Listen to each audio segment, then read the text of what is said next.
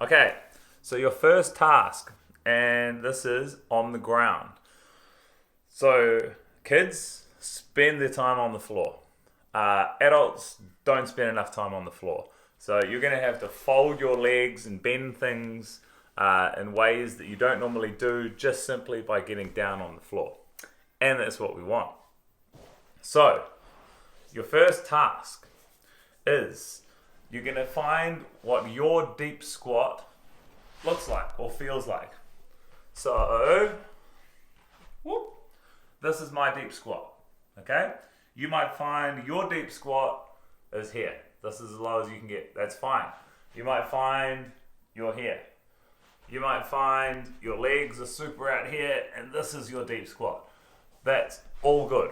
So, number one, find your deep squat. Don't be jealous of your kids. Number two, what you're going to do is come into the deep squat and out of the deep squat as many different ways that you can.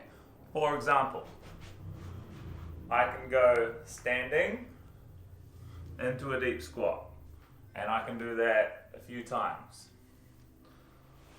I can sit on the ground and go into deep squat. I can sit in a different position, go into a deep squat. I can lean forward on all fours, come back into a deep squat. So the first one is just to play around with different ways to get in and out of the deep squat. The game that you're going to play, all you need is a few objects. Obviously, I have Jenga blocks because my whole life revolves around Jenga blocks, and that's what we use at the gym. If you've got Jenga blocks, that's great, but you don't have to. So, from my deep squat, I'm going to place one Jenga block as far away as possible and come back into my deep squat. The rules are, I'm not allowed to move my feet. I'm going to place another block. Just realize you can't see the blocks. Here's a block you can see. Here's a block you can see. Work your way around a circle, placing these objects as far away as possible, getting back into the deep squat each time.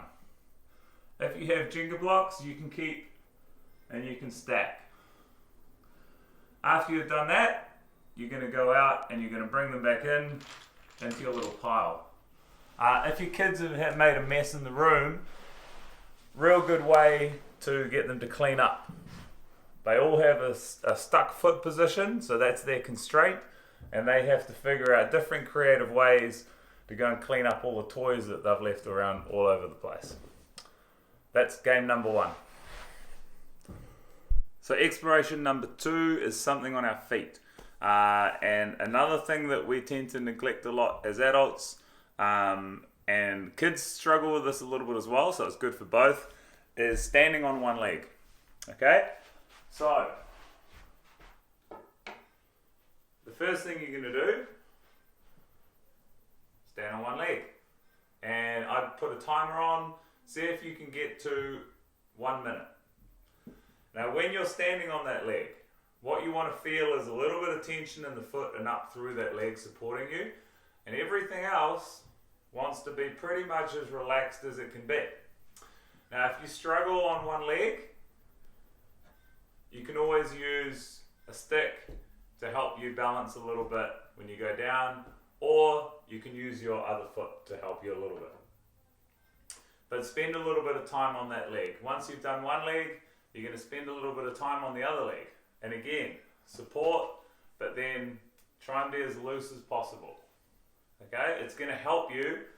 If your body can move around, it's going to help you counterbalance a little bit.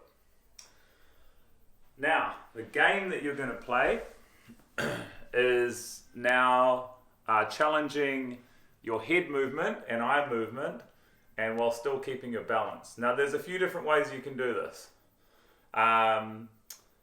I'm going to give you one option today, but you can get creative with this and let me know, or send in videos of you and your kids doing something a little bit more creative. So this one is, I'm going to pick 4 objects in the room.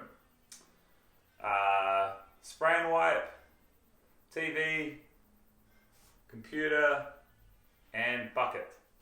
And all I'm going to do is go around those 4 objects whilst keeping everything loose and trying to stay balanced on one leg. Where are we? Spray and wipe, TV. What was the other one? Computer, bucket. Spray and wipe, TV, computer, bucket. And then I randomize it. Bucket, TV, computer, spray and wipe, bucket, spray and wipe, TV, computer, spray and wipe, bucket. And all I'm doing is going around the room and just staying on that one leg and seeing what happens within the body, whether I can stay balanced or whether I lose it or not. So that's activity number 2. So our third activity is to learn something.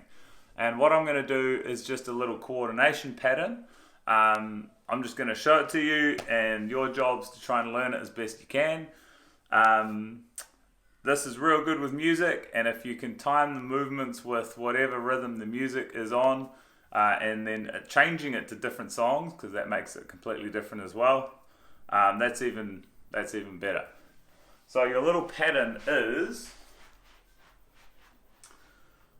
find a bit of space, hopefully I won't whack the ceiling, and you're just going to start here.